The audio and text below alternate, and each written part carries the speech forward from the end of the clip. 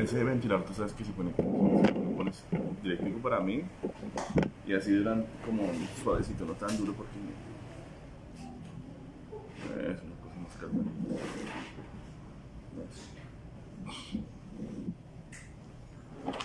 Como paloma con tu gracia hoy desciende, como aceite derramado,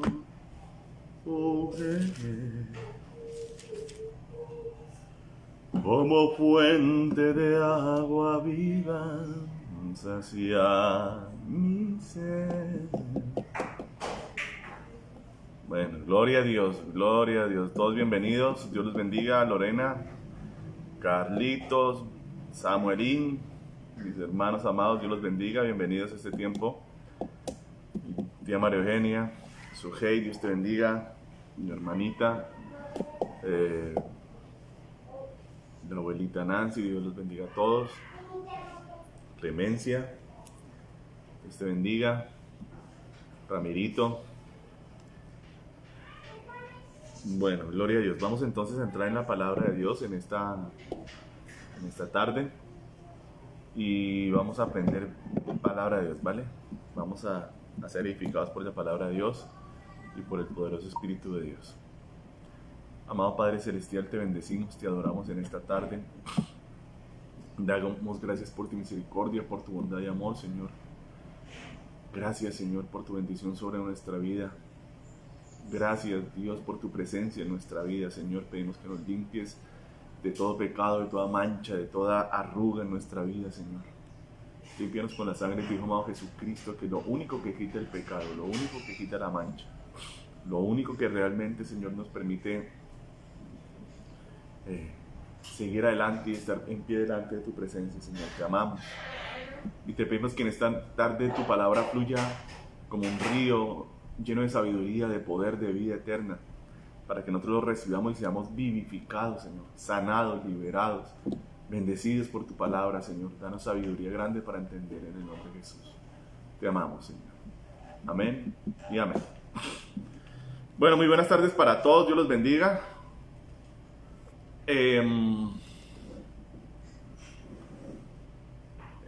Vamos a estar mirando una palabra que fue la que recibí de parte del Señor. Ahí el otro día estaba tranquilito ya como tratando de dormirme y me llegó la palabra y dije, esta es la palabra para el viernes. Entonces tiene un título y vamos a estar mirando algunas cosas que, como siempre, la palabra de Dios uno puede decir, una parábola, pero mi hermano, se saca tanto de una parábola en la palabra de Dios que vamos a mirar hoy varias cositas, ¿vale? Entonces la palabra de hoy se llama desentierra tu talento. Amén. ¿Dice cómo? Desentierra tu talento. Acompáñeme a Mateo capítulo 25, versículo 14 en adelante.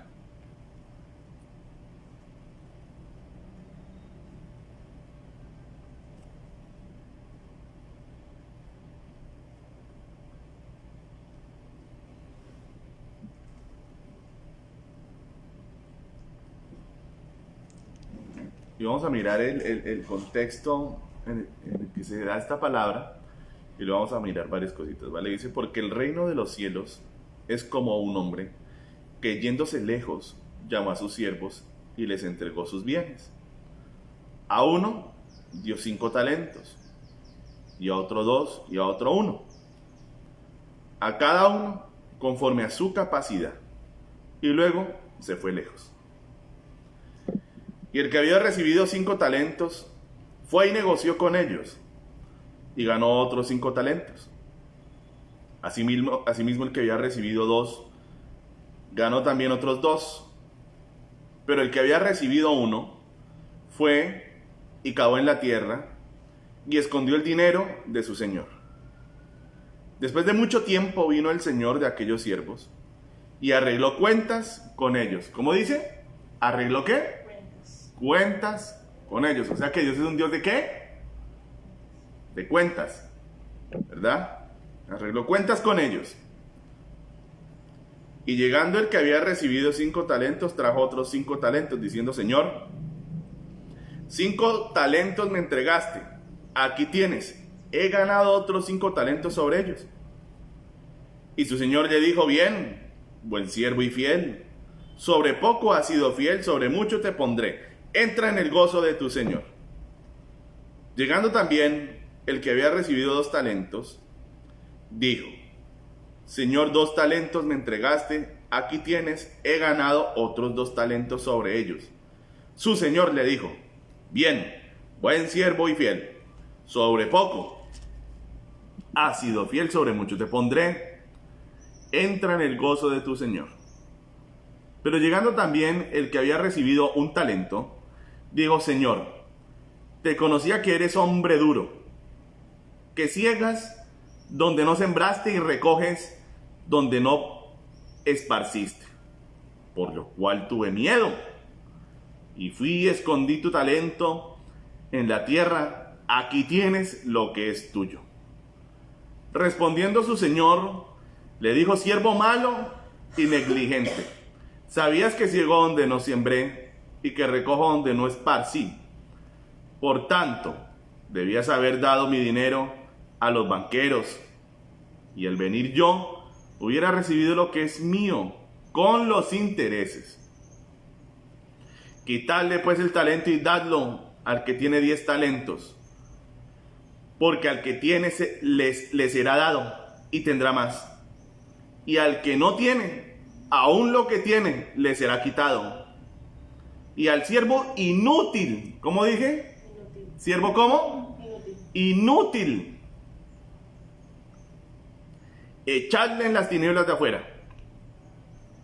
Allí será el lloro y el crujir de dientes. Amén. Bueno, gloria a Dios. Parábola. Una parábola que está situada en un punto, pues, que hay que entenderle en el Evangelio, ¿verdad? Si usted retrocede un poquito, se encuentra Mateo capítulo 24, que es un capítulo de profecía bíblica por excelencia, ¿verdad? Es un capítulo que pareciera estar entrelazado íntimamente con el capítulo 6 de Apocalipsis. En ese capítulo el Señor le está respondiendo a los apóstoles 2 preguntas que le hicieron, porque él va caminando y estando en el templo, y los apóstoles comienzan a admirar las piedras inmensas que componían el templo, ¿verdad? Unas piedras impresionantes. Y ellos están allí mirando el templo de Dios que había construido Herodes el Grande. Y en medio de eso el Señor les dijo: si ustedes supieran que de todo esto que ustedes admiran y ven no va a quedar piedra sobre piedra. Uy, ellos dijeron: ¿cómo así, Señor? ¿Se va a repetir la historia por allá de cuando vino Nabucodonosor y sitió Jerusalén y destruyeron el templo? ¿Otra vez va a pasar lo mismo, Señor? Y entonces ellos le preguntan: Señor, dinos cuándo van a pasar estas cosas, o sea, cuándo va a suceder todo esto de que el templo será destruido, y cuándo vendrá el fin del siglo, o cuándo será el fin del gobierno del hombre, para que entre el gobierno de Dios o el milenio, ¿verdad? Entonces el Señor comienza a responder en Mateo capítulo 24 estas 2 preguntas, y comienza a darles unas pistas y nos deja una serie de señales para hacernos entender cuándo estaría cerca el regreso de Él a la tierra. Luego en el capítulo 25 aparecen 3 parábolas que están relacionadas también con este fin de los tiempos y que están relacionadas con Mateo 24. La primera nos habla del arrebatamiento de la iglesia, que es una de las partes con las que termina Mateo 24, y nos dice que el reino de los cielos sería como 10 vírgenes, 5 sensatas y 5 insensatas. Las 5 sensatas entran a las bodas con el rey y las 5 insensatas son desconocidas por el rey. Ese es el arrebatamiento de la iglesia. Luego viene una segunda parábola, que es esta que acabamos de leer, que es la de los talentos, en la que acabamos de ver un rey, ¿verdad?, que se va muy lejos, pero antes de irse le dejó sus, ¿qué? Sus bienes a sus servidores. Y luego viene una tercera parábola, que es el juicio de las naciones, que habla cuando ya Cristo ha vuelto aquí a la tierra para el reinado milenial.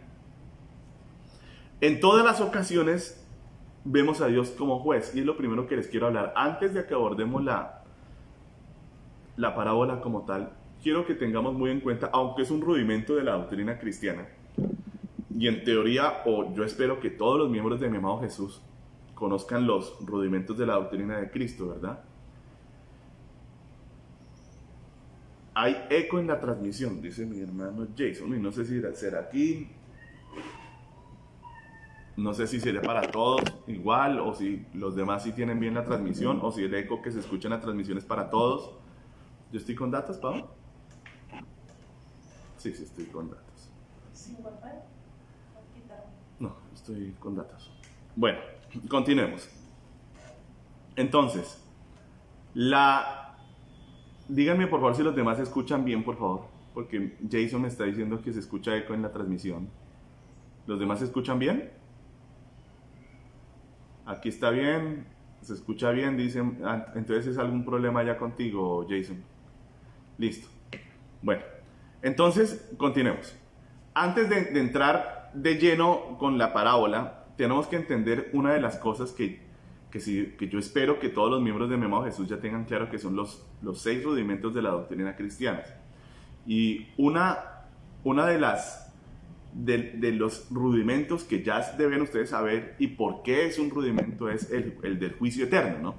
Entonces nosotros tenemos que entender que Dios es juez. Dios es padre, pastor, claro que es padre, pero también es juez.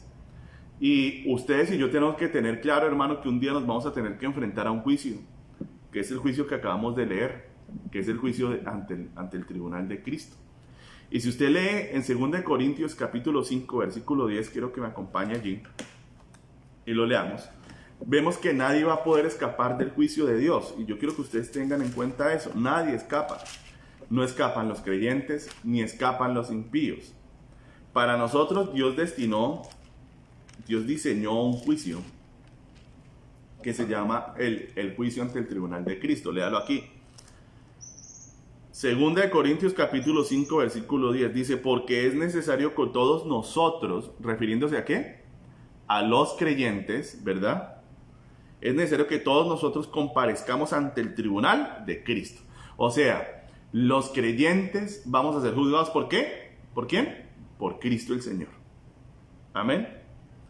Para que cada uno reciba según lo que haya hecho mientras estaba en el cuerpo, sea bueno o sea malo. Entonces, hermano, no nos equivoquemos. Dios juzga tanto a creyentes como también a impíos. A nosotros los creyentes nos toca algo que se llama ¿el qué? Tribunal de Cristo, que es el mismo que acabamos de ver atrás.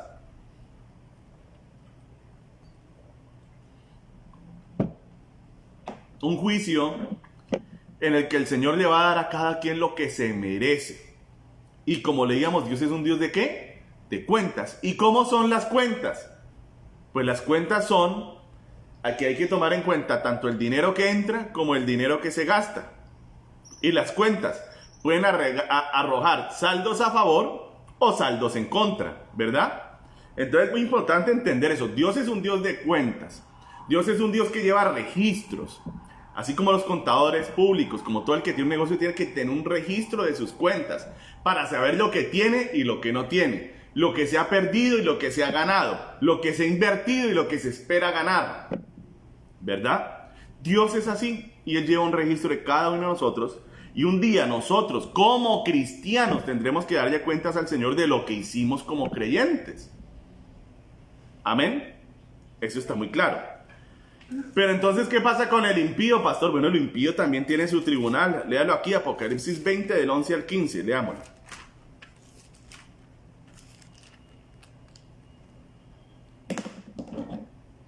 Y vi un gran trono blanco, ¿verdad?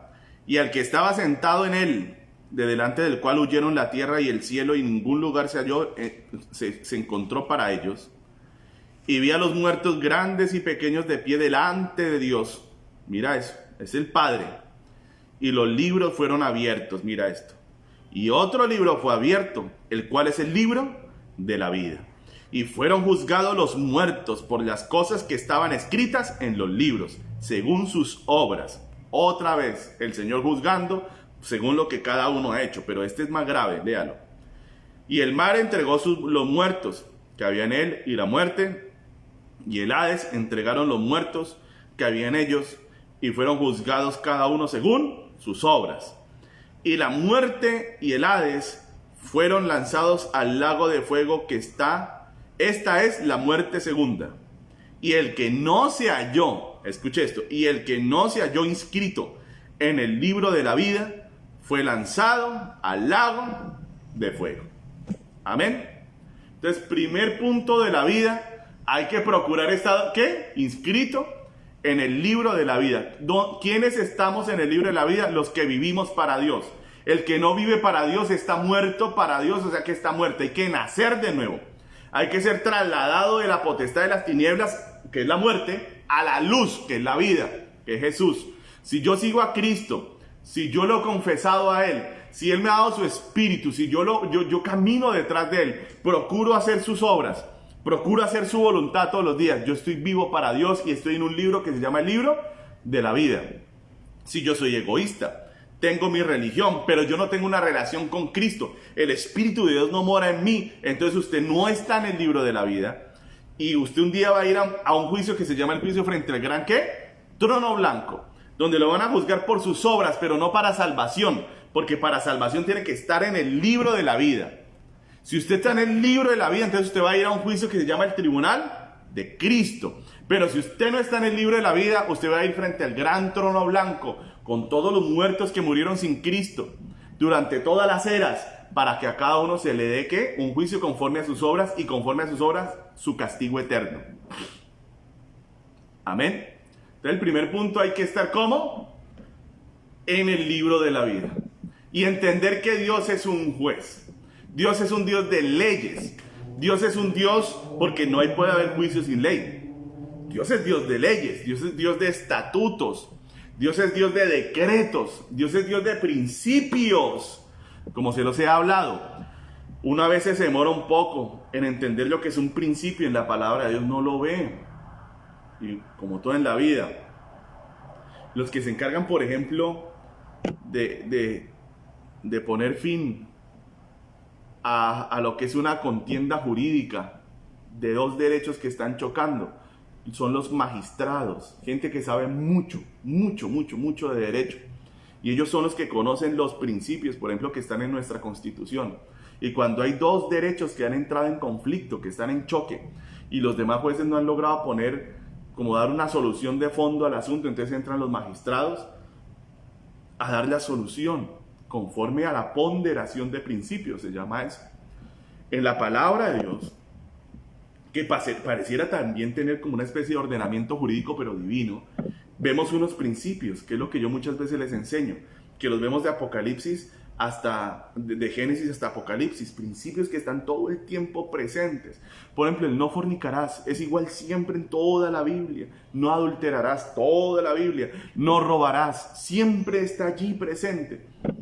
El que los borrachos irán al reino de los cielos, el consejo de Dios para no tomar alcohol, está en una parte, en otra. O sea, Dios se esfuerza por hacernos entender sus leyes, para que el día que lleguemos al juicio con Él, entendamos que Él es un Dios de leyes.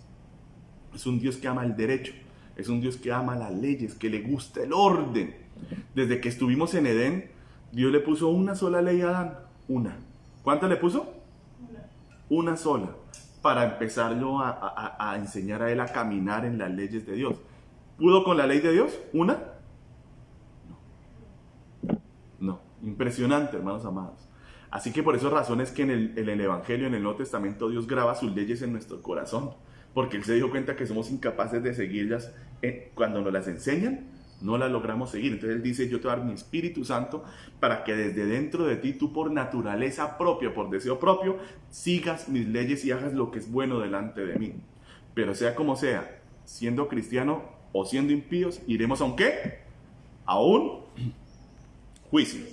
Bueno, ahora sí volvamos a la parábola y miremos lo que dice la parábola, ya entendiendo esto, que Dios es un juez, que es imposible que escapemos del juicio de Dios. Y aquí en Mateo 25:14 vemos precisamente a Dios como juez. ¿Cómo juzga a Dios? ¿Qué espera Dios? ¿Y por qué razón el título de la enseñanza hoy es Desentierra tu talento? Mira lo que el Señor quiere. Dice, porque el reino de los cielos, ¿verdad? Es como un hombre que yéndose lejos, llamó a sus siervos y les entregó sus, ¿qué? Sus bienes. Oiga, primera cosa que usted tiene que entender aquí, porque ya vimos al siervo inútil, ¿verdad? ¿Qué le dijo el siervo inútil al Señor? Te conozco, que eres hombre, ¿qué? Cruel. Que ciegas donde no sembraste, o sea, que pides lo que tú no has dado. Pero lo primerito que dice la parábola es que ese señor que se iba a ir lejos, ¿quién es ese señor? ¿Cómo se llama ese señor? Jesús de Nazaret. Ese señor Jesús de Nazaret que se iba a ir lejos, ¿verdad? Iba a dejar ¿qué? Unos bienes. Sus bienes, sus riquezas. Por eso dice la Biblia, llevó cautiva la cautividad y dio dones a los hombres. Cuando Jesús resucita y luego es ascendido y luego envía el Espíritu, entonces Él reparte dones a su gente, a sus siervos, a sus hijos. Nos da dones, nos da de sus riquezas, nos bendice, nos da talentos. Ahora vamos a mirar un poquito acerca de los talentos.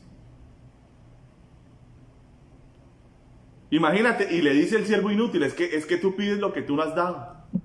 ¿Y quién le dio el talento al tipo? ¿Quién le dio esa plata? Fue el mismo Señor. Entonces el Señor, hermanos, no nos pide cuentas sobre lo que no nos ha dado. Pero el Señor nos va a pedir cuentas. ¿Sobre qué? Sobre lo que Él nos ha dado. Y viene la pregunta para los humildes que me están escuchando. ¿Qué tenemos nosotros bueno que no nos lo haya dado el Señor? Dígame, ¿qué tenemos? ¿Quién nos ha dado todo? Dios, el Señor nos ha dado todo. La vida. Todo es de Él, todo, cada capacidad, la vida, el dinero, todo lo que tenemos es suyo. Sí. Entonces imagínate, Dios reparte sus bienes. Luego dice algo muy tremendo para que veamos la justicia de Dios y por qué Dios es juez y un juez justo. Dice, repartió a cada cual conforme ¿qué? A su capacidad. Amén. Mira, dice, a uno dio 5 talentos, y a otro 2, y a otro 1, a cada uno conforme a su capacidad, y luego se fue lejos. Entonces date cuenta, Dios a cada quien le da ¿cómo? Conforme a su capacidad. Ahora, en la parábola, metiéndonos en la parábola en sí, ¿qué significa eso de capacidad? ¿Capacidad para qué? Entonces vamos a explicar la parábola desde sí misma, ¿vale? Entonces, ¿qué es un talento aquí en esta parábola? Bueno, un talento en la Biblia es una medida de peso que cambia, digamos, de un lugar a otro y de un tiempo a otro. Estuve leyendo y se estima que para el tiempo del Nuevo Testamento un talento equivalía más o menos a entre 26 kilogramos y 36 kilogramos. Lo que sí es cierto es que el talento era la medida más grande de peso de la época. Además de eso había otras cosas como los ciclos. ¿Sí han leído?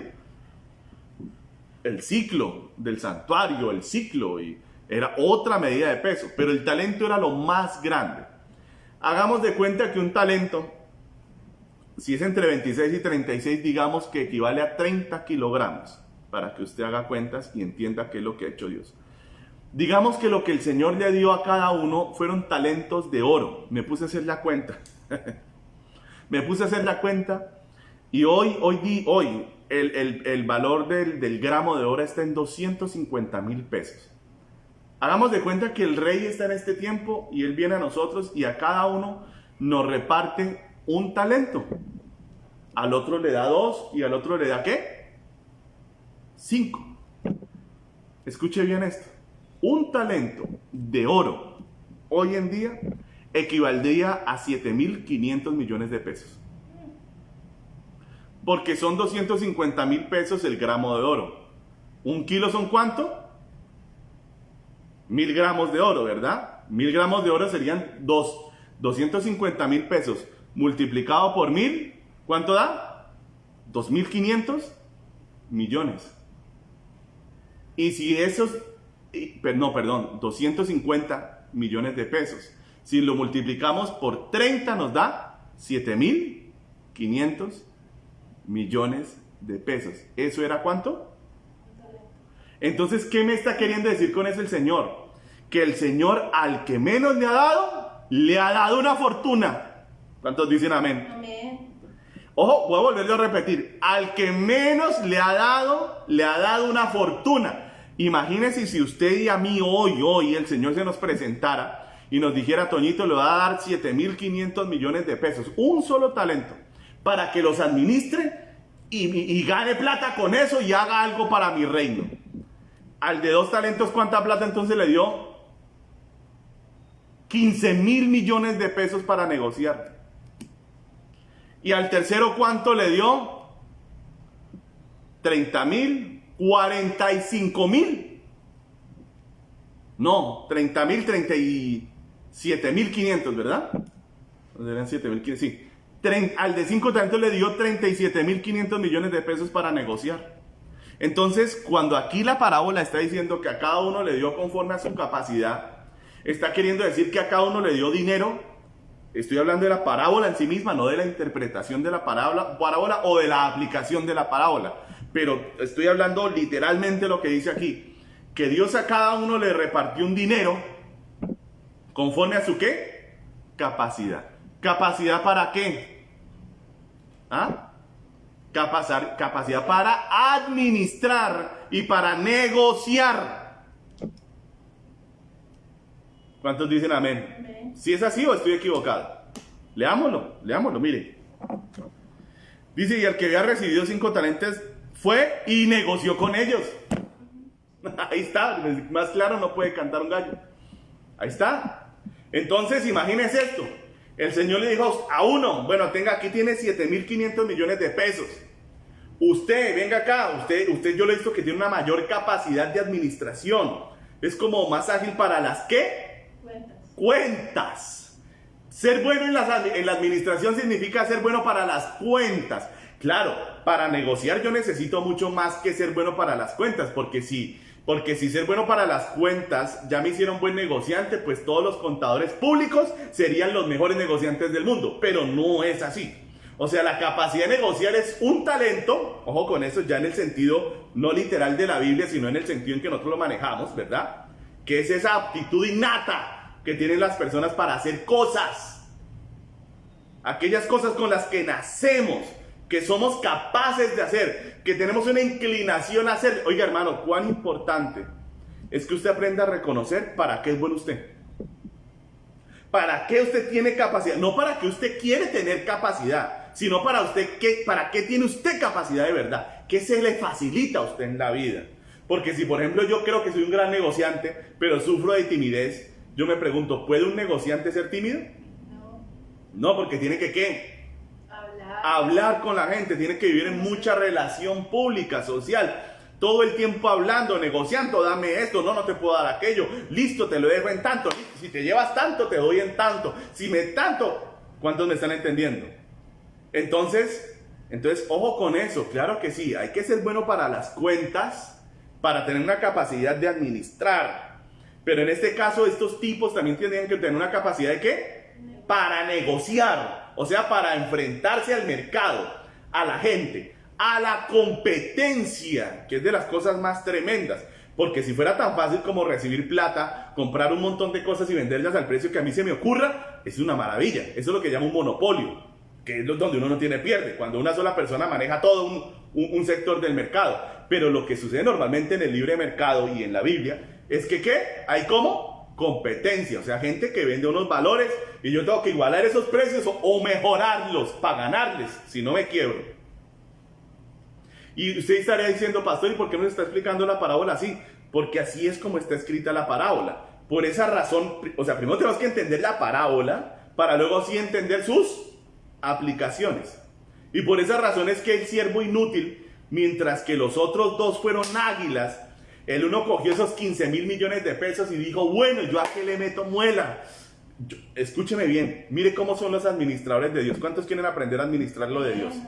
Un buen administrador de Dios lo primero que hace, con lo que Dios le da, con lo que Dios le ha dado fruto de su trabajo, con lo que Dios le ha dado fruto de sus negocios, con lo que sea que usted tenga, lo primero que hace un administrador de Dios es ir a la presencia de Dios. Porque el verdadero hombre de Dios sabe que así como Dios da, Dios también ayuda a administrar. ¿Cuántos dicen amén? Y yo le quiero hacer una pregunta. ¿Qué mejor socio que el Espíritu Santo, hermano? Amén. Así como Él da, también da la asesoría. ¿Cuántos dan gloria a Dios? Es una belleza. O sea, no solamente te da las riquezas para que negocies en la parábola, vuelvo y digo, porque ya después en la aplicación pueden ser riquezas espirituales, ¿verdad? O capacidades o aptitudes, como decíamos, que es lo que entendemos hoy por talento. Pero en la parábola, Él da la riqueza y ese mismo que se fue lejos dijo, yo me voy, pero no los dejé, ¿qué? ¿No los dejaré qué? Huérfanos. Yo me voy, pero les voy a enviar el Espíritu Santo. ¿Cuántos dicen amén? Amén? Para que Él los acompañe, para que Él los dirija, para que Él los guíe, para que Él los ayude. Entonces, un buen administrador de Dios, cuando recibe las cosas de Dios, lo primero que hace es orar. Papá, recibí 15.000 millones de pesos, ¿ahora qué hago? Guíame, ilumíname, Padre. Muéstrame el camino, en qué invierto, cómo le hago. ¿Cuántos dan gloria a Dios? Amén. Los que se creen la gran cosa dicen, no, yo con mi gran capacidad negociaré con Carlos. Bueno, problema de él. Usted no haga eso. Deje que Dios lo guíe. Deje que Dios lo tome de la mano. No se apresure jamás a enriquecerse, como dice la palabra del Señor. Así como dice una cosa, dice otra. En el libro de los Proverbios dice, no te aceleres o no te ensoberbezcas para hacerte rico. Sé sabio y desiste, dice. Sé sabio y desiste. Entonces, no se trata de perseguir las riquezas. Se trata de administrar bien lo de Dios. Con integridad, con rectitud. ¿A la manera de quién? De Dios. Entonces, Dios, así como da la riqueza, también da ¿qué? El consejero, que es el Espíritu Santo. Lo primero que hacen estos dos tipos de la parábola, lo digo yo, ese es asunto mío, fue decirle, Padre, ayúdanos a entender cómo administrar este dinero. Entonces, el que recibió los 15.000 millones de pesos, dijo, Padre, ¿en qué invierto? ¿Cómo hago? Quiero coger tus riquezas, Dios, que tú me diste, y quiero multiplicarlas, para que cuando tú vuelvas, no te voy a entregar 15.000 millones de pesos, te entregaré, ¿cuánto?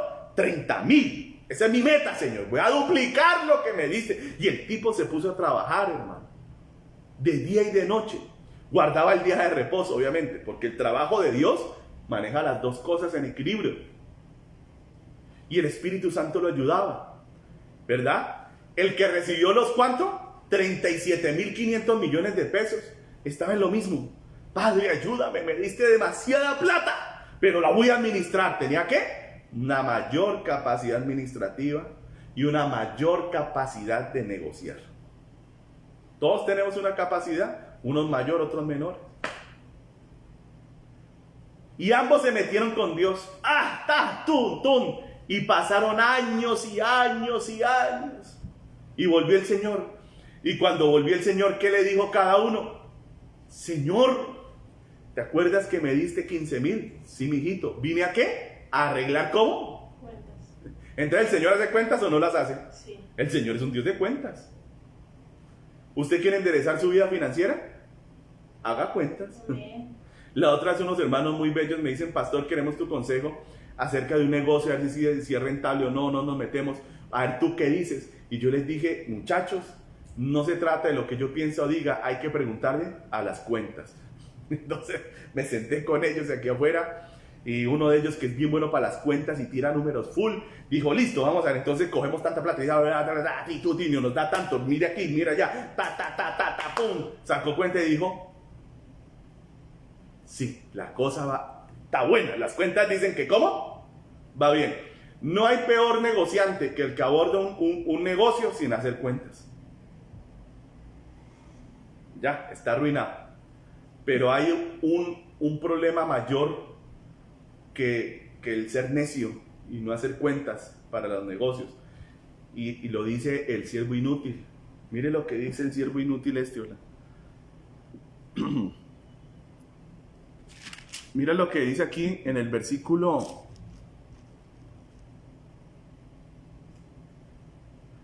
24. Mira lo que dice el siervo inútil, qué fue lo que le pasó para que entendamos qué fue lo que le pasó al siervo inútil. Pero llegando también el que había recibido un talento. Uno dice, recibió un talento, pobrecito, es que le dieron poquito. Ya entendimos cuánto es un talento de oro, ¿cierto? ¿Les parece que es poquito plante o harto plante? No, mucho plante. Mano, mire, usted con 20 millones de pesos arranca un negocio, pero facilito. Ahora imagínese que a usted le den de plante, sin intereses, nada, que se lo regalen, 7.500 millones de pesos, hermano. Arrancamos lo que sea, hermano. ¿Sí o no? Le metemos lo que sea. Dice, pero llegando también el que había recibido un talento, dijo, Señor, te conoció que eres hombre duro. Imagínese, ya dijo que el Señor que le regaló 7.500 millones de pesos era un tipo duro. Mire esto, tipo este tan malo, Mire, y hay gente así, hermano, gente que le echa la culpa a Dios de sus desgracias y dice que Dios es el culpable de todo lo que le ha pasado. No ha sido el inútil de él, no, él no ha sido el culpable, pedazo inútil, no, ha sido el Señor. Imagínense, mire el tipo aquí echándole la culpa a Dios de sus necesidades y sus temores. Dice, mire lo que dice, te conocía que eres hombre duro, que ciegas donde no sembraste, o sea, tú no me diste la plata. Oiga, ¿no le dio la plata? ¿Se la dio? ¿Y ahora le estoy diciendo que él no da? Uy, no, Padre Santo, que ten misericordia de nosotros, Dios mío. Que ciega donde no sembraste y recoges donde no esparciste. Por lo cual... ¿Cómo estaría teniendo aquí para escucharlos? Por lo cual, ¿qué tuvo? ¿Qué tuvo el siervo inútil? ¿Qué lo paralizó? ¿Qué fue lo que lo desgració? ¿Qué fue lo que lo diferenció de los otros dos? Porque, ojo, la Biblia dice y está diciendo el Señor, ojo con esto, está diciendo el Señor que a cada uno le dio conforme a su capacidad. O sea que los tres tenían capacidad, ¿sí o no? Sí. Sí. Los tres tenían capacidad. El uno un poquito, el otro más y el otro más. Pero los tres tenían capacidad.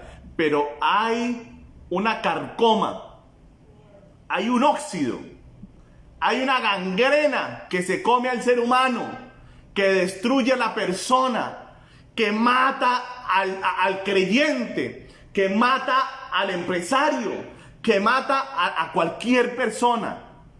No es que no tenga capacidad de administrar, pero tiene un problema. ¿Se llama cuál? Miedo. El miedo. Y usted me preguntará, pastor, ¿y el tipo de la parábola? Porque estamos explicando primero la parábola. El tipo de la parábola, ¿le tenía miedo a qué? Bueno, el mismo contexto nos dice a qué le tenía miedo. ¿A qué le tenía miedo? No los oigo. Oiga, es increíble, mire, cómo la Biblia le enseña esto hasta de finanzas, hermano. Ay, no, pastor, hermano, hasta de finanzas la Biblia me enseña. Porque el tipo, le voy a explicar cuál es el miedo del tipo.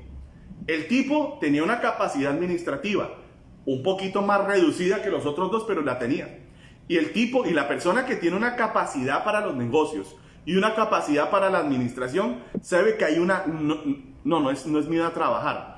No, en los negocios hay una cosa que se llama el riesgo. ¿Cómo dije? El riesgo. Entonces le voy a explicar así a grandes rasgos. Entre mayor es la cantidad de dinero que yo puedo ganar en un negocio, mayor es el riesgo. ¿Cuántos me están entendiendo? Entonces, si por ejemplo a mí me proponen un negocio en el que se puede duplicar, triplicar, cuadriplicar el dinero, por ejemplo en las acciones cambiarias y en las bolsas de valores, y cuando yo quiero invertir, entonces hay una cosa que se llama el riesgo. Entonces el cálculo que se hace es que entre más grande es el riesgo, más grande es la ganancia, ¿verdad? Pero entre menor es el riesgo, menor es la ganancia. O sea, usted quiere ganar poquito pero seguro, invierta en tal cosa, le dicen a uno. Por ejemplo, un CDT. ¿Qué es lo que el Señor le está diciendo al tipo este cuando le responde? Ojo con esto, mire que es impresionante lo que Dios es. Mire cómo le responde el Señor al tipo. Mire lo que le responde en el idioma de él. Dios es ultra inteligente, usted nunca se le olvide eso. Usted cuando hable de Dios y hable con Dios y piense en Dios, entienda que está hablando con un ser que excede su inteligencia y la mía y la del diablo de una forma astronómica, ultra inteligente. Y el Señor le aborda el tema desde su propia... O sea, el tipo le está hablando al Señor de riesgos. ¿Cuál fue el temor del tipo? Señor, me dio miedo, ¿qué? Negociar, porque negociar tiene un ¿qué? Riesgo. Y como tú eres un tipo duro, y como tú eres un tipo terrible, mire lo que le está diciendo el hombre, como tú eres terrible, a mí me dio miedo arriesgar esos 7.500 millones de pesos y perderlos. Eso es lo que el tipo le está diciendo en el fondo al Señor.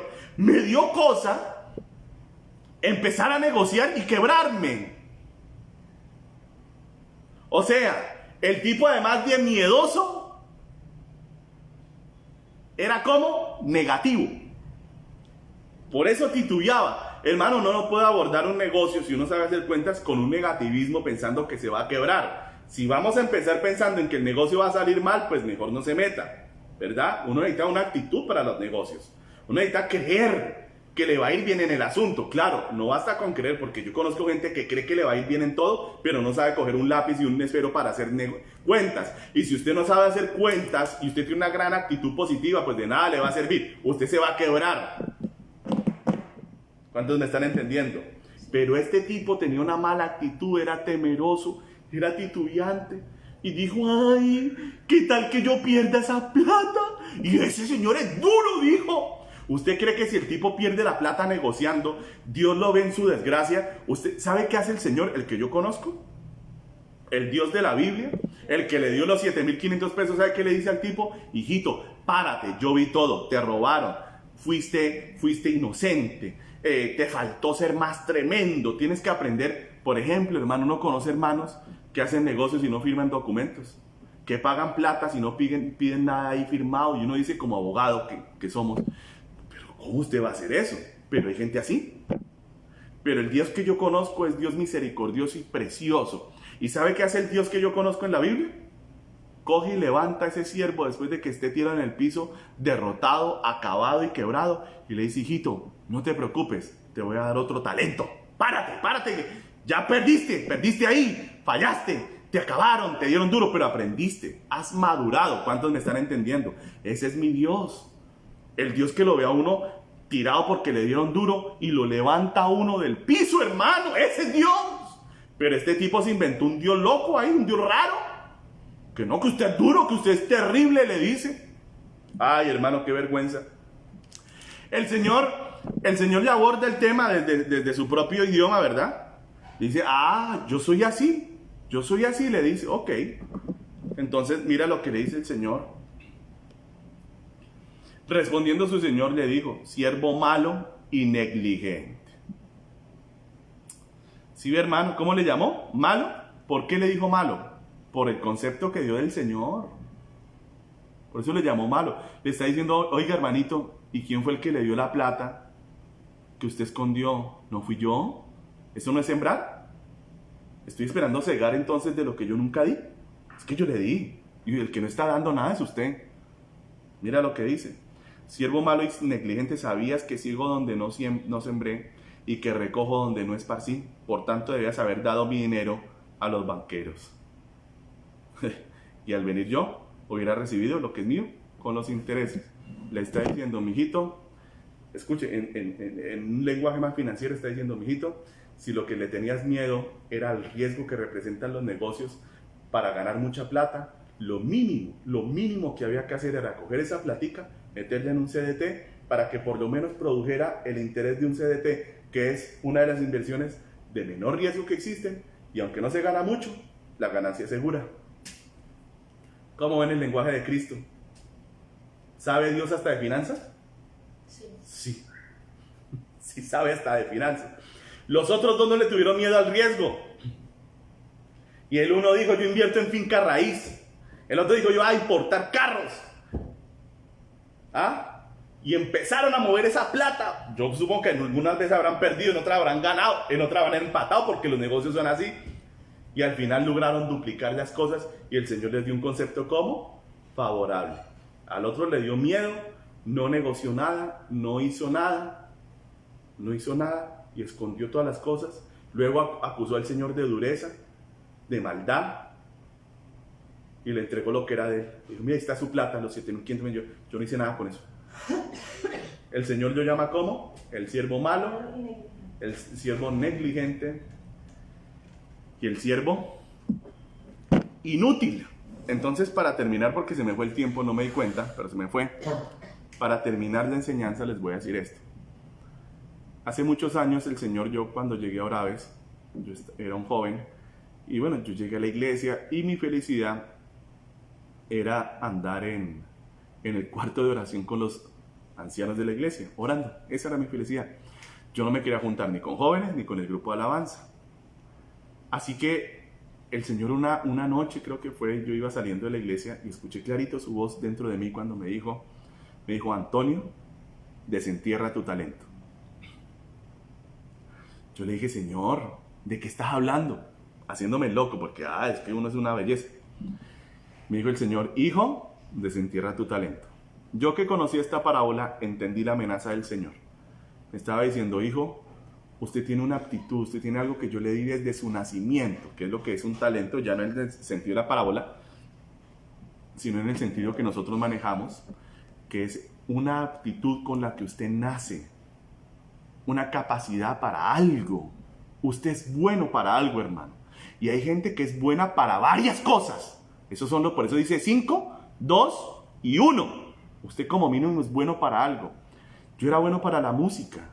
Yo nací en medio de familia de músicos. Siempre aprendí la música desde mi niñez. Y yo no quería estar en el grupo de alabanza. Porque el grupo de alabanza yo sabía que iba a ser un lugar de gente mala, como en la mayoría de las iglesias cristianas es. Pero el Señor me dijo, no. Si usted no saca a la luz su talento musical y lo pone a mi servicio, lo voy a juzgar un día por eso, Antonio. Y yo entendí eso y me dio temor, pero un temor del bueno, temor de Dios. ¿Qué hice? Fui rápido esa noche y cogí mi guitarra y empecé a tocar para Dios, aunque yo tocaba era el piano. Y empecé a coger la guitarra. Y la primera tonada que me salió fue una canción que yo ni sabía que me acordaba, ni me acordaba que la sabía. Y entonces me empezó a salir una canción que dice, grandes y maravillosas son tus obras, Señor Dios Todopoderoso, justos y verdaderos son tus caminos, Rey de los santos, Rey de los santos, Oiga, me puse a cantar eso y pues descendió la gloria de Dios en el cuarto y yo lloraba y lloraba y le cantaba y duré como 2 horas cantando la misma canción, hermano. Ese día nació mi ministerio como adorador. Desenterré mi talento y lo puse a los pies de Cristo. Entonces, ¿cuál es la palabra y el sentido de todo esto que les enseñé hoy? Hermano, usted algo Dios le ha dado, como mínimo una cosa buena. Y Dios hoy quiere que usted, lo que usted hace bien, lo ponga al servicio de Él. Y si usted hace más de una cosa bien, lo ponga a los pies de Cristo y dígale, Señor, aquí está mi talento para tal cosa a tus pies, quiero ponerlo a tu servicio. No es solamente que usted lo use para otras cosas. Por ejemplo, Javito, él es músico. ¿Y cómo le sirve él al Señor con su música? Acompañando al pueblo de Dios en su alabanza. Él ayuda ya en Estados Unidos a iglesias donde lo invitan. Y él toca en una iglesia ya. Y los viernes me acompaña aquí. Y toca. Y le canta al Señor y tiene un corazón de adorar. Alejito. Él es profesor de música en un colegio. Y dicta clases particulares de música. Pero también en la alabanza los domingos está. Si él deja de hacerlo, el Señor un día le va a reclamar eso. ¿Para qué es bueno usted, hermano? Pregúntese eso. Y cuando usted entienda usted para qué es bueno, y si tiene más de 1, 2, 3, 4, 5, 6, 7 talentos, lo que sea, póngalo al servicio de Cristo. Amén. Para que el día del juicio, delante del Señor, el Señor diga, ¿cómo? Muy bien, buen siervo y fiel. En lo poco has sido fiel, en lo mucho te pondré. No permita, hermano, que un día el Señor le diga, siervo inútil, mira lo que te di y nunca lo usaste para mí. Vete a las tinieblas de afuera, hermano, que nunca le pase a usted eso. Amén. Nunca. Lo que usted tenga bueno en la vida, lo que usted sepa hacer, póngalo al servicio de Cristo. De alguna manera, busque la forma de que en algo su talento le sirva al Señor. Amén. Bueno, vamos a orar. Se nos fue el tiempo. Y se me fue harto. No tanto. Pero vamos a orar, ¿vale? Amado Padre Celestial, damos gracias por tu palabra que hemos disfrutado. Gracias por todo lo que nos has dado, Señor. Porque venimos delante de ti a reconocer que tú nos has dado todo. Todo, Señor. Todo, cada talento, cada capacidad, cada don espiritual nos lo diste tú, Señor. Y está ahí a tus pies. Yo tengo este don o este uso que tú me das de predicar. Aquí estoy, Padre mío, predicando, Rey del universo. Y quiero seguir haciéndolo. Y me gustaría que me sanaras completamente para volver a cantarte, a adorarte. Tú sabes, Señor, que es un talento que me has dado. Y yo te pido hoy que todos mis hermanos en mi amado Jesús, todos los que pueden hacer algo para ti lo hagan. Todos los que saben orar y les gusta orar, que oren y oren y oren. Todos los que saben predicar el evangelio y compartirlo con los demás, que lo compartan.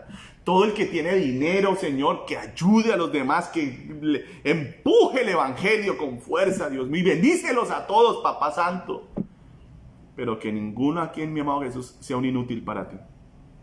Que todo, Señor, trajemos para ti y lo hagamos con excelencia y con amor.